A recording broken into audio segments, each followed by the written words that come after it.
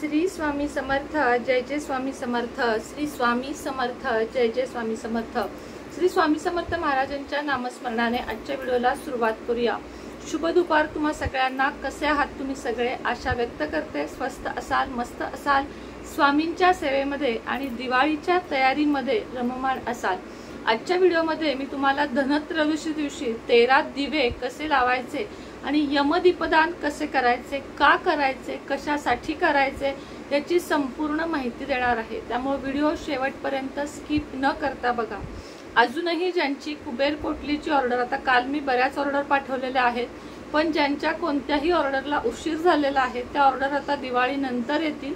ज्या राहिलेल्या आहेत पोटली सोडून, पोटली सगळ्यांना दिवाळीपर्यंतच पोहोचवायची आहे, पण पोटली सोडून ज्या काही ऑर्डर राहिल्या आहेत त्यांनी व्हॉट्सअपला कमेंटमध्ये नाही, व्हॉट्सअपला हाय करत राहून तुमचा नंबर वरती घ्या, जेणेकरून तुमच्या ऑर्डरला लवकरात लवकर नंबर लागेल तुमचा। कारण रोजचे 10,000च्या पुढे मेसेज असतात, त्यामुळे काय तुम्ही हाय करता, तुम्ही मला पैसे पाठवता, पण तुमचा नंबर कुठेतरी खाली जातो, तो माझ्यापर्यंत पोहोचतच नाही। आपण रोज वरचे बघून बघून किती 100, 200, 300 बघतो, त्याच्या खालचे बघितले जात नाही। त्यामुळे ताई माझ्या ऑर्डरला एवढे दिवस झालेत, हे सगळं कमेंटमध्ये तयार मैत्रिणींनो लिहू नका। तर हे तुम्ही व्हॉट्सअपला या, माझ्या व्हॉट्सअपचा नंबर तुम्हाला माहिती आहे 77 57 94 94 41। फोनही करू नका, कारण माझं काम राहतं, मला रात्रीचे 12 12:30ला सुद्धा कॉल करतात, काही लोक तर वेड्यासारखे व्हिडिओ कॉल सुद्धा करतात। तुम्ही मला सांगा, काम महत्वाचं आहे का आता फोनवर बोलणं? तुमच्या अडी अडचणी काय असतील ते आपण दिवाळी झाल्यावर बघू। आता फक्त कामापुरतं व्हॉट्सअपवर तुम्ही हाय करा, हाय ताई माझी ऑर्डर पेंडिंग आहे, एवढा मेसेज माझ्यापर्यंत आला, मला पास आहे, मी तुमची ऑर्डर तुमच्यापर्यंत पोहोचवीन। चला आता धनत्रयोदशी बद्दल बोलूया। धनत्रयोदशी हा सण म्हणजे हा दिवाळीचा दुसरा दिवस आहे आणि दिवाळीच्या या दुसऱ्या दिवशी संध्याकाळी 13 दीपदान करण्याचे अत्यंत जास्त महत्त्व आहे। धनत्रयोदशी दिवशी काय काय करायचे आहे तर धनत्रयोदशी दिवशी सकाळी लवकर उठायचे आहे, डोक्यावरून स्नान जमले तर डोक्यावरून स्नान करायचे आहे। त्यानंतर तुम्हाला सगळ्यात आधी थोड्याशा पाण्यामध्ये एक बादलीभर पाणी तयार करा, त्यामध्ये गोमूत्र घाला आणि हळद घाला।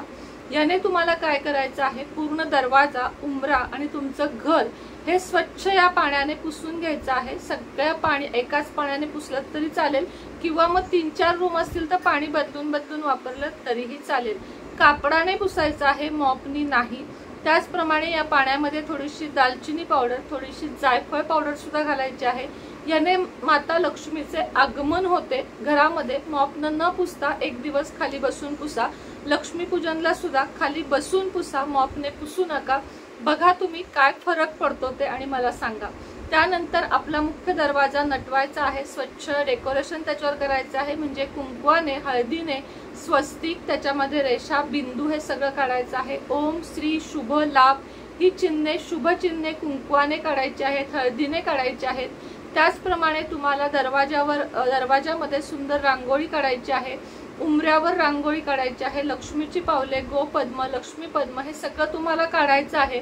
आणि त्यानंतर दिवसभर तुमचं जे काही फराळाचं काम असेल ते तुम्ही करू शकता। संध्याकाळी 7 नंतर तुम्हाला धनत्रयोदशीची पूजा मांडायची आहे। पूजा मांडणी आधी करून ठेवली तरी हरकत नाही, तर ती पूजा कशी करायची याचा व्हिडिओ आपल्या चॅनेलला आहे, नसेल पाहिला तर डिस्क्रिप्शनला लिंक देते, तुम्ही तो बघू शकता। धनत्रयोदशीची पूजा करून झाली, आरती वगैरे करून झाली की तुम्हाला काय करायचंय, घट्ट कणिक हळद घालून मळायची आहे, साधारण एवढी, मीठ घालायचं नाही। घट्ट कणिक तुम्हाला हळद घालून भिजवायची आहे आणि तुम्हाला त्याचा एक दिवा आणि 2 मुटके, आता मुटके म्हणजे काय तर नुसते कणिक घेऊन असे गोळे करायचे आणि ते दाबायचे, आपली त्याच्यावर 4 बोटं उठली पाहिजेत, असे 2 मुटके आणि एक चौमुखी किंवा एकमुखी, तुमच्याकडे जशी पद्धत असेल। आता आमच्याकडे एकमुखीच आहे, कारण दक्षिण दिशेला याची वात जाणं महत्वाचं आहे, सगळ्या दिशेला नाही, दक्षिण दिशेलाच त्याची वात जाणं महत्वाचं आहे, म्हणून चौमुखी लावा किंवा एकमुखी लावा। पण हा दिवा कुठे लावायचा ह्याचा सगळ्यांना खूप जास्त गोंधळ होतो। हा दिवा आधी लावताना घरामध्ये लावून घ्यायचा, किंवा घरामध्ये नाही लावला तरी चालेल, एक तामण घ्या, त्यामध्ये खाली तांदूळ घ्या, त्या तांदळावर तुम्हाला तो दिवा ठेवायचा आहे। त्यामध्ये तिळाचं तेल आणि तुपाचीच म्हणते, कापसाची लांब दोन याची एक वात करून त्यामध्ये घालायची आहे। दिवा घराच्या बाहेर जायचा आहे, दक्षिण दिशेला तोंड करून दिवा ठेवायचा आहे, तो लावून घ्यायचा आहे। त्याला फुलं, हळद कुंकू, अक्षता व्हायचे आहे आणि त्यामध्ये 1 रुपयाचे नाणे आणि 1 कवडी घालायची आहे। काय घालायचं आहे? 1 रुपयाचे नाणे आणि 1 कवडी घालायची आहे। आणि दुसऱ्या दिवशी आता हा दिवा तुम्हाला दुसऱ्या दिवशीपर्यंत कदाचित राहील सुद्धा, वाऱ्याने शांत पण होईल, काही होऊ देत। हा दिवा घरात आणायचा नाही, बाहेरच्या बाहेर डस्टबिन मध्ये टाकायचा आणि त्यातली जी कवडी आणि 1 रुपया आहे तो साफ करून तुम्हाला तिजोरीत ठेवायचा आहे। पितरांचा तुम्हाला भरभरून आशीर्वाद मिळेल आणि तुम्हाला धनलाभाचे योग तुमच्या आयुष्यात जुळून येतील। कुठून कसेही येतील, पण धनलाभाचे आयुष्यात तुमच्या योग जुळून येतील। म्हणून दिव्यामध्ये तुम्हाला 1 कवडी आणि 1 रुपयाचं नाणं घालायचं आहे। आता फक्त तुम्हीच दिवा लावायचा, झालं काम, असं आहे का? तर नाही, घरातल्या प्रत्येकाने त्या दिव्याचं दर्शन घ्यायचं, जागा असेल तर त्याला प्रदक्षिणा घालायची, त्यामध्ये 1 रुपया घालायचा आणि प्रत्येकाने 1 रुपया घालायचा, दिव्याच्या शेजारी ठेवायचा म्हणजे, आणि प्रत्येकाने त्या दिव्याला प्रदक्षिणा घालून ओम पितृदेवताभ्यो नमः या मंत्राचा किमान 11 वेळा तिथेच थांबून जप करायचा। हे झाला यमदीपदान। यमदीपदान का करावे, ह्याला काय ह्याच्या मागची स्टोरी आहे? तर यमदीपदान केल्यामुळे काय होते तर अपमृत्यू टळतो, त्याचप्रमाणे अचानक मृत्यू होणे, अपघाती मृत्यू होणे, आत्महत्या असे सगळे योग लांब होतात। त्याच्या मागे एक छोटीशी कहाणी सांगितलेली आहे की एकदा यमराज दूतांना विचारतात की तुम्हाला दुःख नाही का होत जेव्हा तुम्ही एखाद्याचे प्राण घेता? तेव्हा ते दूत म्हणतात, होतात ना, खूप जास्त दुःख होतं। जेव्हा राजा हरीशचे आम्ही प्राण घ्यायला गेलो होतो, त्याच्या लग्नाला फक्त 4 दिवस झाले होते आणि तुमच्याकडून आम्हाला अशी हे आली होती की तू त्याचे प्राण घेऊन ये। खूप वाईट वाटले, कारण अवघे 4 दिवसाचा तो एक नवीन वर होता आणि आम्ही त्याचे प्राण घेऊन आलो, आम्हाला अत्यंत वाईट वाटले, याच्यावर काहीतरी उपाय काढा।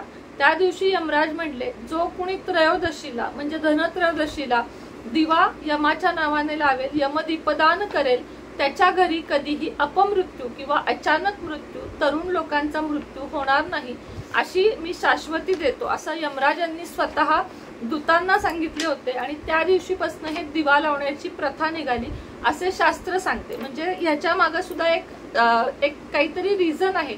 आत्ताच्या मुलं म्हणतात का हा दिवा लावायचा, हा थोडी जातोय पितरांपर्यंत, पण त्यांना हे समजून सांगा की ह्याच्या मागचं काय कारण आहे, हे त्यांना नेमकी कळालं की ते सुद्धा हे करतील।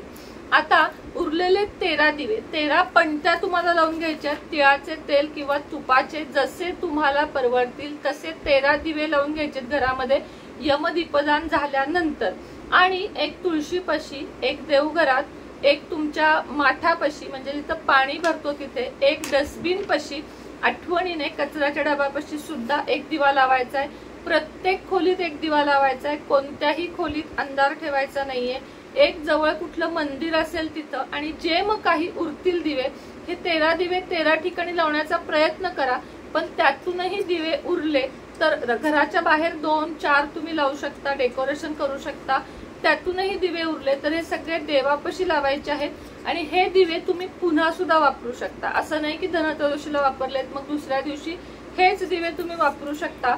अशा 13 दिव्यांचं दीपदान या दिवशी करायचं आहे आणि याच्यातल्या ज्या उरलेल्या वाती आहेत त्या दुसऱ्या दिवशी वापरल्या तरीही चालतात, कारण दिवाळीमध्ये आपण रोज नवीन वाती करू शकत नाही, त्याच वाती वापरल्या तरी चालतात। मात्र जो यमदीपदान केला आहे तो आठवणीने तुम्हाला डस्टबिन मध्ये टाकायचा आहे, तो घरात आणायचा नाही। एकदा तो दिवा लावला, प्रत्येकाने दर्शन घेतले की त्या दिव्याकडे परत बघायचे नाही, त्याचे दर्शन घ्यायचे नाही, दरवाजा लावून घ्यायचा आणि तो दिवा जितका वेळ जाईल, 5 मिनिट, 10 मिनिट, 2 मिनिट, तितक्या वेळ जाऊन द्यायचा। त्याचं टेन्शन आपण घ्यायचं नाही की तो आता असेल का चालू, हे बघायला जायचं नाही चुकूनही, असे शास्त्रामध्ये सांगितलेलं आहे, जे मी तुम्हाला सांगते। आता तुमच्या लक्षात आलं असेल की यमदीपदान कसा करायचा। उकड काही घ्यायची नाही या दिव्याला, फक्त घट्ट असं पीठ मळायचं आणि ते मळलेल्या पिठाचा दिवा करायचा। ज्यांना चौमुखी करायचा त्यांनी 4ही बाजूने चिमटीत कणिक पकडायची, ज्यांना एकमुखी करायचं त्यांनी एकमुखीच करून घ्यायचा आणि तो दिवा लावायचा। दिशा दक्षिणच हवी, खाली 1 ताटली आणि त्यामध्ये तांदूळ हवे। दुसऱ्या दिवशी ते तांदूळ सुद्धा टाकून द्यायचे, कारण कुणाला देण्यात अर्थ नाही। त्यातले जे 1-1 रुपया आहेत ते तुम्ही कुणाला तरी देऊ शकता, म्हणजे 1 रुपया आणि कवडी जी आहे ती तुमच्याकडे ठेवा आणि कडेला प्रत्येकाने जो 1 रुपया व्हायला आहे तो कुणालाही गरीबाला देऊन टाका। तांदूळ कुणालाही देऊ नका, चुकीचं आहे हे यमाचे, म्हणजे आपण लावलाय कशासाठी तर तो पितृंसाठी. त्या तांदळावर असं पण तेल वगैरे उतरलेलं असेल तर ते सरळ सगळं डस्टबिन मध्ये टाका, किंवा ते तांदूळ टाकून द्यावेसे वाटत नसतील तर तुम्ही त्या कणकेचे गोळे करून तलावात, नदीत, आणि ते जे तांदूळ आहेत ते पण तलावात, नदीमध्ये टाकू शकता.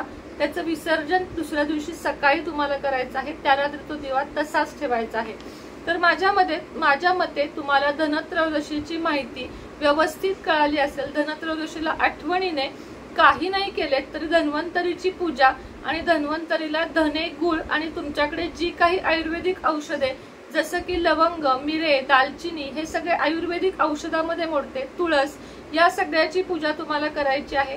धन्याची म्हणजे पूजाला महत्व आहे. धन म्हणजे सोनं नाही पुजलं तरी चालेल, पण या सगळ्या वस्तूंना खूप सारं महत्व आहे. या दिवशी चुकूनही तुम्ही लोखंड खरेदी करू नका. लोखंड गाडी घेऊ शकता का तर हो, घेऊ शकता.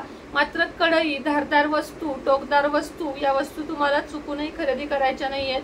आता धनतेरस पासूनच कुणालाही उसने पैसे द्यायचे नाहीयेत, कुणाकडून घ्यायचे नाहीयेत. खरेदी काही करू शकता आपले पैसे देऊन. आपण दुकानदार असाल, धने वगैरे विकू शकता, काही हरकत नाहीये. फक्त धने सुद्धा कुणाला उसने या दिवशी तुम्हाला द्यायचे नाहीयेत, हे लक्षात ठेवा. कुणी कितीही मागू दे, द्यायचे नाहीयेत. धने नाहीयेत सांगा, संपलेत सांगा, द्यायचे नाहीयेत. तर व्हिडिओ समजला असेल, आवडला असेल, माहिती आवडली असेल तर लाईक करा, चॅनलला सबस्क्राईब करा, व्हिडिओ शेअर करा. ओवीचं म्हणणं आहे की तिने छान गणपती बाप्पा मोरया काढलेला आहे, तर ओवीला दाखवायचा. दाखव ओवी. हे बघा, गणपती बाप्पा मोरया तिनं काढलेला आहे आणि किती वेळ ती माझ्या जवळ बसली आहे. छान, खूपच सुंदर तिनं बाप्पा काढलाय. डोळे तर बघा, बाल गणेशा काढलाय. तर तिला दाखवायचं होतं मला की आई दाखव सगळ्यांना, तर मी तुम्हाला दाखवतेय. ओवीला सगळ्यांनी सांगा की छान आलेला आहे.